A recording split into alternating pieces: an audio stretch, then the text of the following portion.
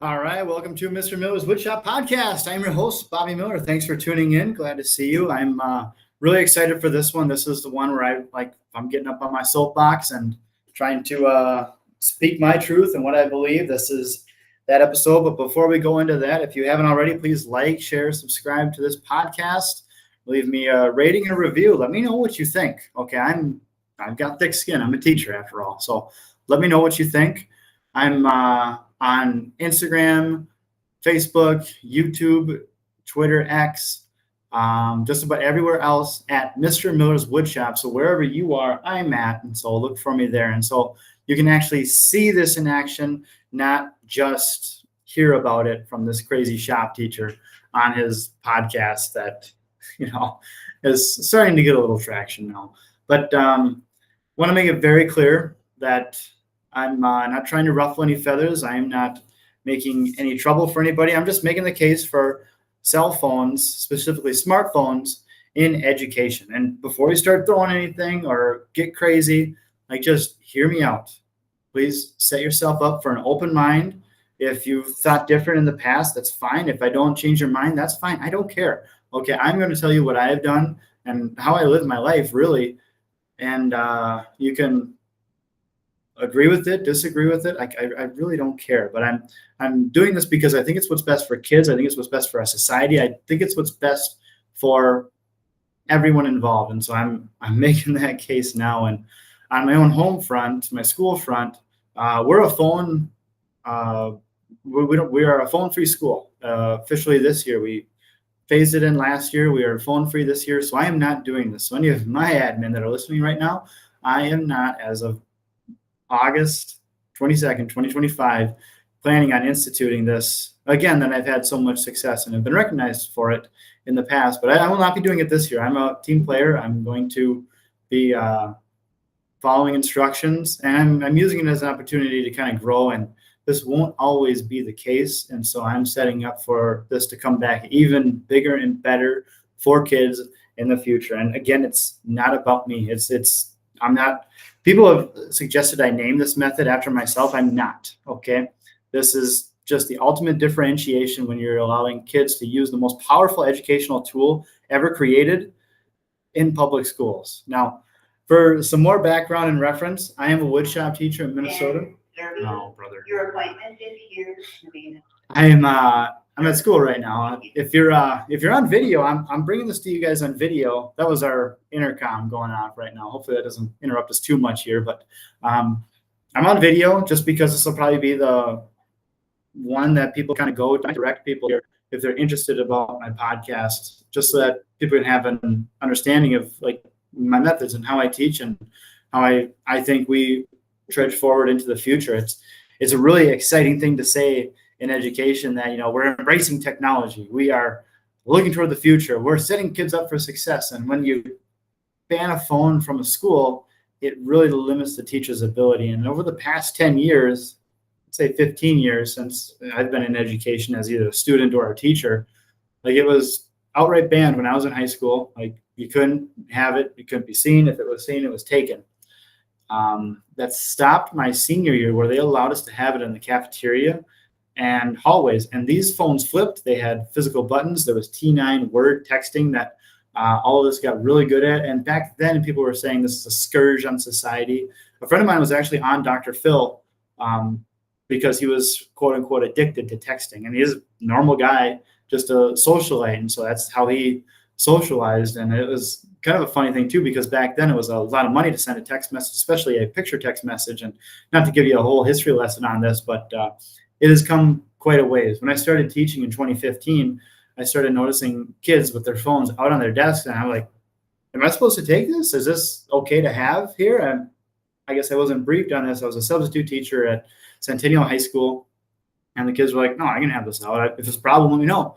The kid was an upperclassman and treated it like an adult. Okay, all right. That not comfortable in your pocket. It's this gigantic brick in your phone. It was probably like an iPhone 4 or something, but cutting edge at the time, right? So, that's kind of my background on it. And now it kind of seems that this trend is that We are seeing a lot of schools going phone free, and they have the best of intentions. Like, my administrators are so supportive. They're wonderful people. Their intentions are the best, but I think there is a better way. And so I want to just have an open mind, embrace the teacher that is setting the policy for their classroom. That teacher, I think, knows best. Even if they're a brand new teacher, like, they will know best. And if they have a problem, that's where I think admin can come in and help correct it with disciplinary actions at that front. And so that's where admin, if you're listening to this, have some teeth in these disciplinary policies, because I've had these issues come up where students just refuse to buy in, and they're just dug in on their phone. And, well, okay, I'm not getting them. That needs to be elevated to the next level, and that's where our admin can come in and do what their specialty is. And so, all that to say, it is a really crazy time that we are living in. It's an exciting time. I'm honestly really thrilled that we get to be the ones to figure this out for our kids, and specifically the millennial generation, because we are the ones kind of, we're always in the middle, right? Right now, we're the middle child between Gen Z and the boomers and Gen X and all those things. And it's real funny to joke about, but now, like, we were told all through our youth, like, you're the future, you're the future. Well, now we're the present, and we're seeing a lot of these things that our parents and our grandparents made mistakes on as far as technology wise, and we don't want to make them ourselves. And so that's why we're looking at this very methodically and carefully. And I'm not alone on this. I know dozens of teachers that use this method at this point, and they're just quiet about it. And I'm just the guy kind of saying the quiet part out loud, I guess you could say. And I think it should happen more often, but I'm going to do some more background. Okay. The cell phone that I'm holding up in my hand right here is an iPhone. I want to say it's like iPhone 14. It's not a new one. It's not at speed, but it allows me to have this podcast. It allows me to reach people from all over the world. It is a great tool. Okay. It is also very dangerous. Okay. I can, upend my marriage. It could compromise all my other relationships. It could cost me my job. I mean, based on what I do on that, could have some serious implications. And so I recognize all that, but I'm one that is a pretty disciplined kind of guy and pretty self-motivated. And so I instituted some things in my own life where when I'm using it, it is purposeful. I'm not gaming. I'm not mindlessly doom scrolling. I'm on it for a purpose. I've got small children at home, and it's a big motivation of mine for my kids to never say, Dad, get off your phone. Can you play with me? Will you push me on the swing? You get off your phone. And that's inspired because I was at the park when my daughter was not even 2 years old, and I'm pushing her on the swing, and there's an older boy on the swing next to us, and the dad is just glued to his phone. And the kid kept saying, Daddy, put your phone down. Daddy, put your phone down. And it shook me to my core, because at that time it's like, yeah, I'm behind my daughter. She's not even 2. And yeah, I'll check it out quick. Oh, I got a notification. I got a ping. I got a text. And now it's the case where my kids hardly even see me touch my phone. It's a blessing that I have some downtime at work. I have some time where I can quick check it after they go to sleep, but it's not driving my time. And I want to, if you're listening to this and you're still skeptical, like, you're going to call me a hypocrite on this, because, like, oh, but your own kids don't even let you see it. They don't even let you touch your phone. It's like, go to your screen time app right now. I'm serious. This is a teacher talking to you right now. I want you to open up your phone, go to your settings, scroll down into either the general or the, I don't know what it is on Android, but if I'm in my settings, I can scroll down. Oh, it's in the main settings page. You scroll down to screen time. It will give you your daily average. Okay. And right now, you guys can see it on my phone. My daily average is 2 hours and 13 minutes. Okay. I've got app limits. If I'm on social media more than a half hour, it shuts me down. I don't have certain apps allowed. I've got some settings on here that don't let me look at certain websites because the temptation is there, right? And we probably all know what we're talking about. Like, there's a lot of negative on that phone. And so it's just like, I really equate it to gun safety, or maybe that's too politically charged. Let's equate it to my circular saw, because I'm the shop teacher, right? And so I've got a handheld circular saw in my garage that I use for personal projects. It's mine. It belongs to me. It's got a case, it's got a guard, it's got some safety trigger mechanisms. It's battery powered. It doesn't have anything on the dust end, but it's just the cheapy green one that you can buy. And so it's wonderful, right? My daughter knows not to touch that at 4 years old.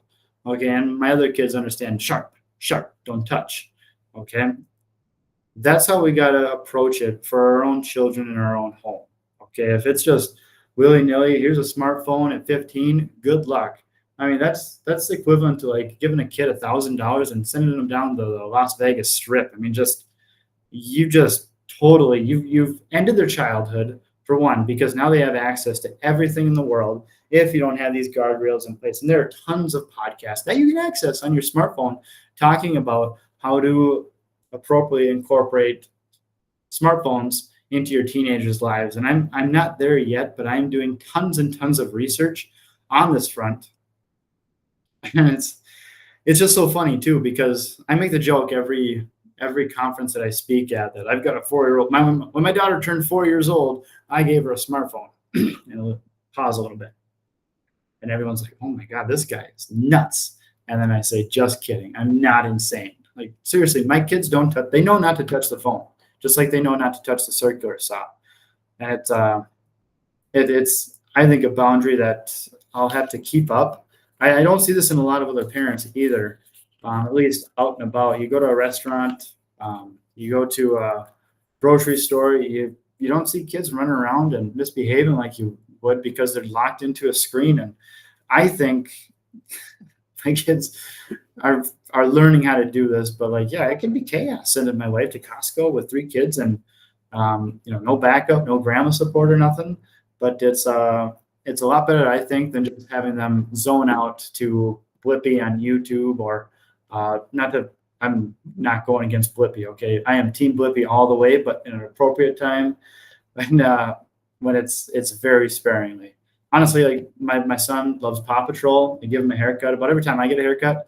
And I cut my own hair. You can probably tell that if you're looking at the video, but I cut his hair too. And that's about the only time he watches the actual show Paw Patrol. And it's a very special thing for him. It takes about 10 minutes to cut the 3-year-old's hair, and he gets some screen time there. But like, that's about it. If it's anything else, it's like rain days, it's times when they're sick, it's out of the bounds. We've upped it a little bit as far as like screen times for my kids, because my wife is pregnant. And so sometimes it's like, she just needs a minute. And so that low contrast, honestly, the best shows are like the ones from the 90s. You can find them all on YouTube, and my kids love them. And it kind of harkens back to our days. Like Little Bear is one of our favorites. It's calm, it's wholesome, it's wonderful. Right now, you're hearing all this, and you think like, man, this guy's a crazy prude. Like, why don't you just go full Amish? And like, well, they are kind of onto something. So I'm not unaware that I'm the shop teacher with a bunch of crazy opinions, and that would probably be how a lot of the shop teachers of your past would be if they were allowed to have a podcast. But like, seriously, some of them are really onto something, and if it's crazy, it's crazy. Just tune out right now, because it's only going to get worse, folks. Not really, but I see this in children, but I kind of see it as a reflection on what their parents and what the adults around them are doing. I go to family functions now, and it's extended family, and I love all you dearly, but it's kind of disappointing at times too. Like when we're at the dinner table and you pull your phone out and you want to show them a picture, and I get it. It's a connection point. It's loving, but it's sending a message that that's the medium to which you're going to connect on. And I really don't like that for my kids. And I don't think that's the best medium, especially when you were there at the table face to face. And it's in my own home, we don't have phones at the dinner table. Sometimes my kids will call out their relatives like, hey, no phones while we eat. That's the best way to go about it. But yeah, or we'll be at the bonfire, or we'll be just out and about, or in the car, and we're traveling, and it's like, oh, you pull your phone up, and that's going to be the connection point, or you're going to totally zone out and talk to your friend over text message. And it's just, if it's a pressing thing, they'd call you. Like I love my kids, obviously, like any parent, but it's a thing where I'm disappointed to see, because it's so prevalent. and I'm knocked for it because I'm the one trying to bring smartphones into education, right? So it kind of sounds like I'm talking out of both sides of my mouth here at times, but I want you to know that I don't have these opinions without very strict guardrails. It is very personal to me. It is something that I just kind of fell into. Like, I'm not the inventor of this method. I'm the cheap knockoff of my mentor here, but he says that I'm the guy that's perfected it, and it's a very flattering gesture for him. But it yeah, I don't know. It is very nice. So check your own screen time, set up app limits, do some guardrails on your own front, and then try and influence those that you have around you to do that. Because I'm not even talking as a teacher anymore. I'm just as a human being. Like, that's what it's got to be. I like talking to people on elevators. I like talking to people when we're on public transportation, or if we're just waiting in a lobby somewhere. If I'm just dug into my phone, it's not as enjoyable and it's not as good. It's those social cues and those social skills, right? That all of the employers now are complaining about. Oh, Gen Z doesn't know how to speak, or they can't look you in the eye. It's like, well, you haven't taught them that, for one, because you've been on your computer, you've been on your phone, you've been disengaged. Like, show them how it's done. Okay, before the interview starts, like, hey, that's a nice pair of shoes. Like, and it was, yeah, they're my dad's shoes. So you let me borrow them for this interview. And I was like, that's awesome. Like, you swim in those things? He's like, no, they're really tight. And this is just kind of based off of some personal experience here, but it's yeah, it's kind of neat. So if you've hung with me this far, please make sure you send this podcast to someone who is a skeptic, someone who is a believer, who's just someone who would find this interesting, because we get a lot of attaboys. And I'm sorry, I had to plug this a little bit better. Please send Mr. Miller's Woodshop podcast to someone who would benefit from this, either someone who doesn't believe or someone who's never even heard of this idea. But send this around. I want to share this so that it can grow and be bigger. I get no financial kickback for this. I'm a teacher in the summer recording this in my office at school, sweating because we don't got AC here in Minnesota. But send this out. Follow me online, Mr. Miller's Woodshop, everywhere, and we can connect there. And I'm happy to carry on this conversation. And again, if you disagree with me, that's fine. Okay, I'll hear you out, or you can just tune me out. That's fine too. Okay. All right. So I really think that this is the ultimate tool for differentiation. I'm holding up my smartphone right now. In teacher talk, differentiation is just meeting the kid where they're at. It's that old cliche of all the jungle animals looking at a tree with the teacher standing there, and the teacher is saying, now everyone will climb this tree and I will grade you based on your performance. And the monkey is like, got this. Meanwhile, the zebra and the elephant and the gazelle and the giraffe, like, they're all looking at it like, good, okay, I'll do my best. That's what I see a lot here in the wood shop. And so it's challenging because there's one of me, and my classes are typically right around 25 kids in a rather large wood shop. Okay, and I'm not complaining about that. I would take more kids, honestly, but it presents that challenge. And so one way that I've overcome this challenge is letting the students kind of guide their own learning and meeting them where they're at. Because as a student myself, I was never one to ask the teacher. I think I was capable of A-level work, but I always hovered right around that B level, because once I got to figure it out, like, it was usually on my own. I was not one to ask questions. I didn't want to make trouble. I had an upbringing where there was a lot of trouble being made in the school, and so I didn't want to be one of those troublemakers and make my teachers have to work that much harder. And so I just like, okay, all right, it's pretty good. I'd settle for pretty good. Well, with this method, it allows those students who are in the middle, like I was, just not going to ask, to access some high-level content.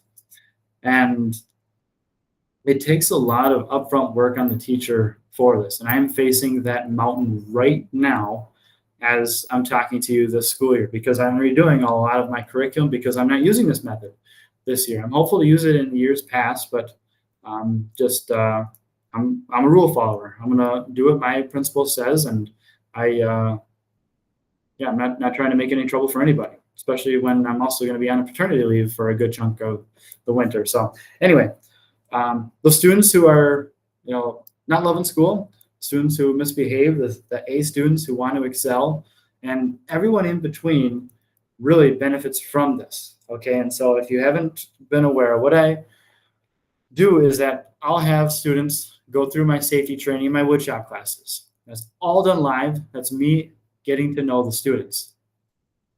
They take tests, they score out 100%. I make the joke about the 10 finger club, life member. Yep, all right, we're good to go. We don't miss a question because we want to know the knowledge. Then we go to some hands-on learning where I'm literally hand over hand with them, teaching them how to use the machinery. After that, and they have been safety certified, then they're allowed to go out to the shop. They select their own lumber. They can even at this point select their own project they want to build at the intro level. Not every student is building the same project. Once that happens, they turn to their step one of their woodworking plan that I've created. And there are some words describing what needs to be done, laying out your board or rabbiting your pieces or cutting out your sheet stock, whatever it is. That first step breaks it down for you by words, bullet pointed, so that it's written for about an 8th grade. I've run this all through AI, and it's written for an 8th grader to read. And so that it's communicating enough information, but it also does it so that the student who is at an 8th grade reading level or lower can pick up on it. And again, I teach at the high school level. There's also a QR code right next to that step and next to those words and next to the picture. That QR code brings them to a YouTube video demonstration of me doing the exact thing I'm asking them to do. I do not do these demonstrations live anymore. That's probably the biggest takeaway that we can use these cell phones for. The student watches me do it. It acts as almost as if I am there right next to them, showing them what to do. There's 25 of them. There's one of me. They're all at different spots. This is where I say it's the ultimate differentiation, because if the kid misses a day and he missed that demo that I did live, okay, he's out of luck. He's got to rely on his buddies. He's got to stay after. He's got to come early. He's got to ask me, which takes away from my time to with the rest of the kids. And if there's more projects the kids want to do, I can implement more projects. If there is an advanced machine that they want to use, they can use these plans to understand how to do them. I've got 5 CNC machines, a Shaper Origin, and tons of other specialty tools, floor standing pocket hole machine, boring, line boring machine, the not so boring machine, as I like to call it. And those are all specialty tools, but they act similar to a drill press.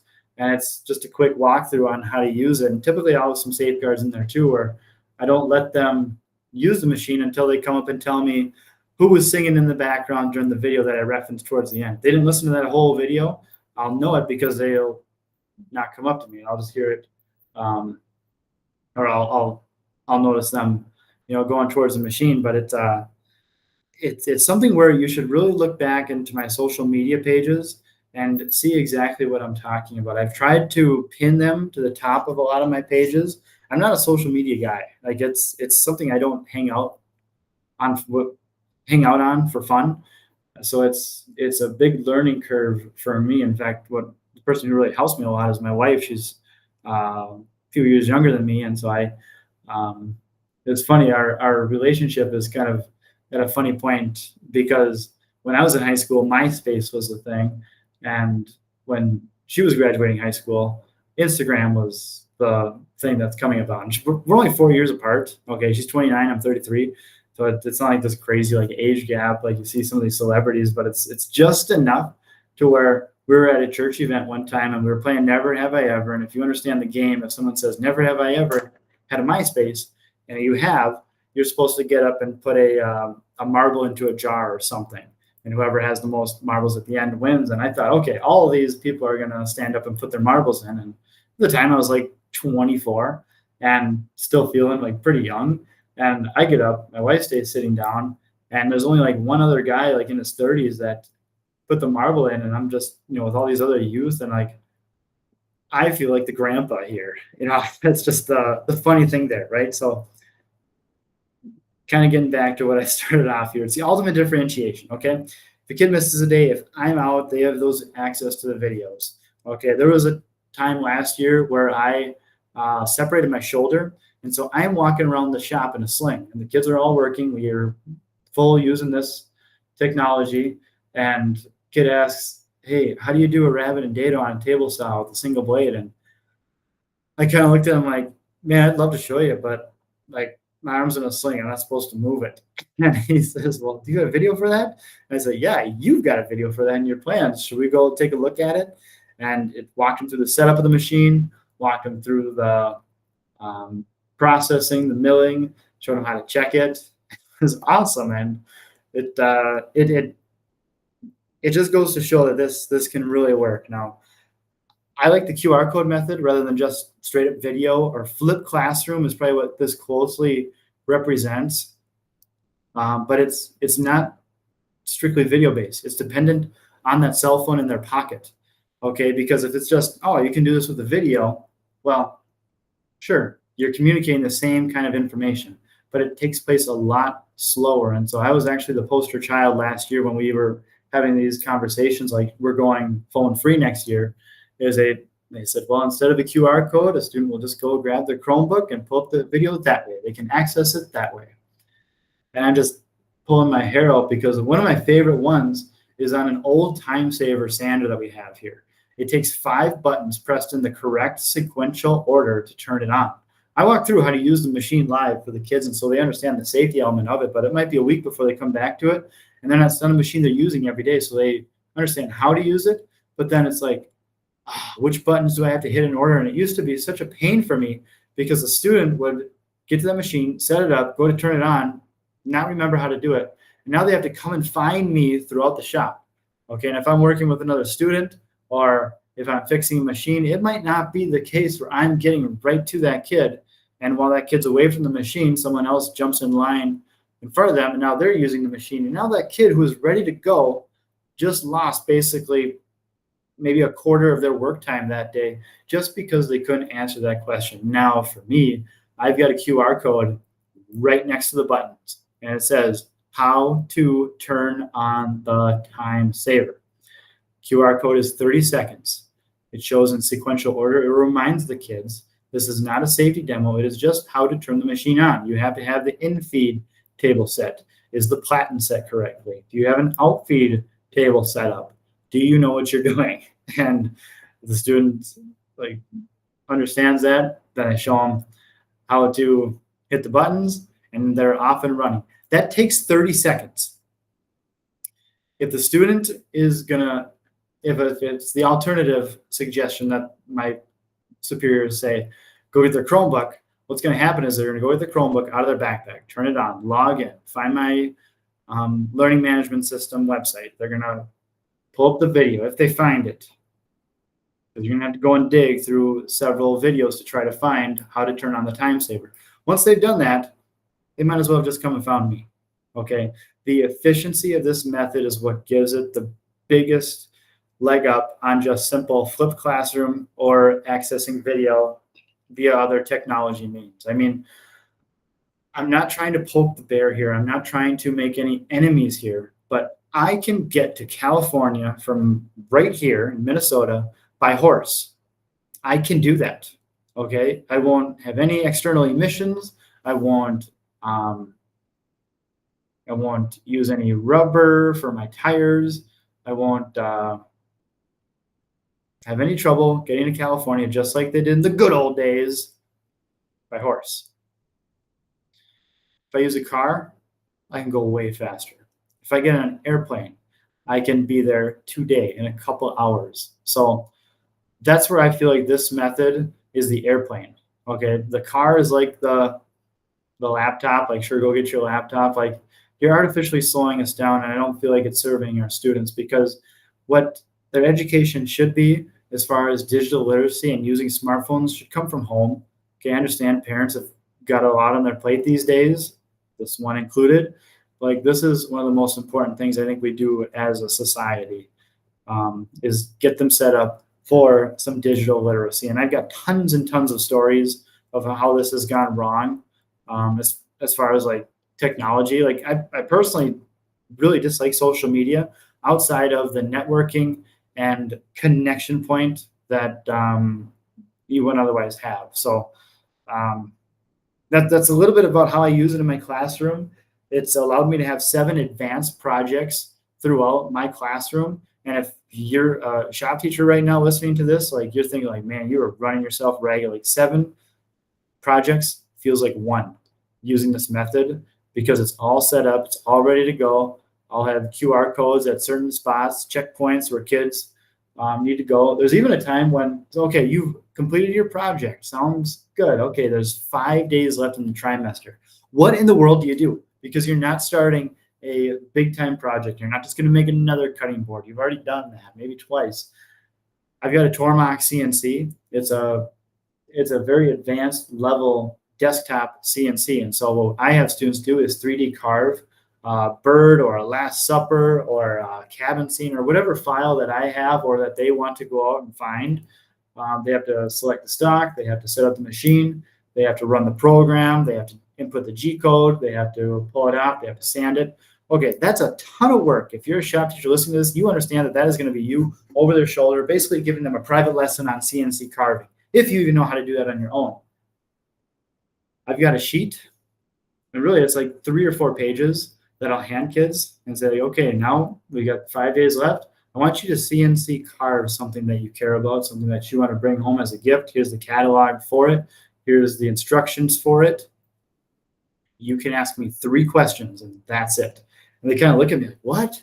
And it's like, yeah, you can ask me 3 questions because I'm going to help the kids who are working on their required project. This is an above and beyond advanced class right here, or advanced project for you. And so you're advanced, you finished early, you're a high flyer, you go out and do this. And typically they don't even ask me any questions because the videos are so good and walks them all the way through it. And they get a wonderful carved Last Supper or carved cabin scene or whatever else they wanted to carve.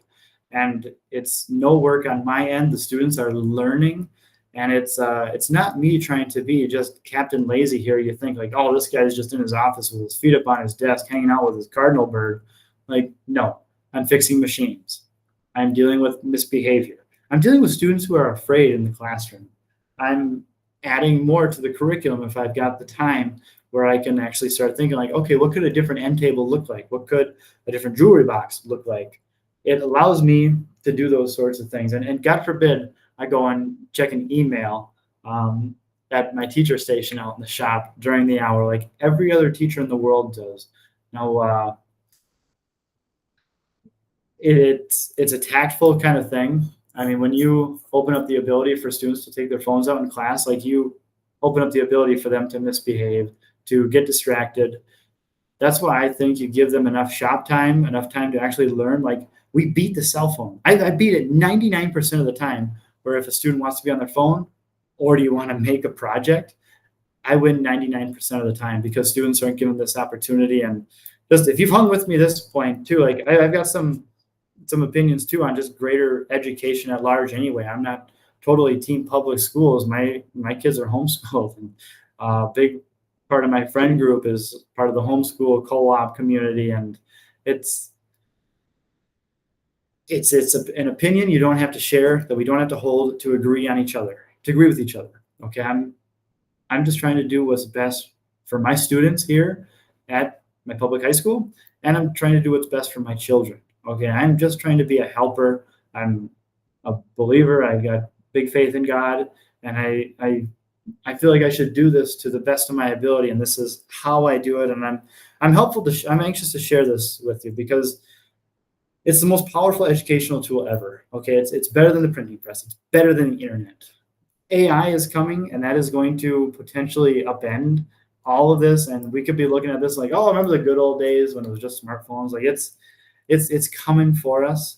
I don't think the answer is prohibition. It wasn't the answer in the 20s, and we basically instituted a cell phone prohibition at a lot of high schools, and it's come at the attaboys of a lot of people who remember the good old days. And I applaud their wanting to go back to when it was simpler, but I don't believe that we're preparing students for our past. We need to be preparing them for the future. And so that's why I'm trying to do this. Now, if I'm just looking at the apps on my phone, okay, my most used apps are LinkedIn, podcast, audiobooks,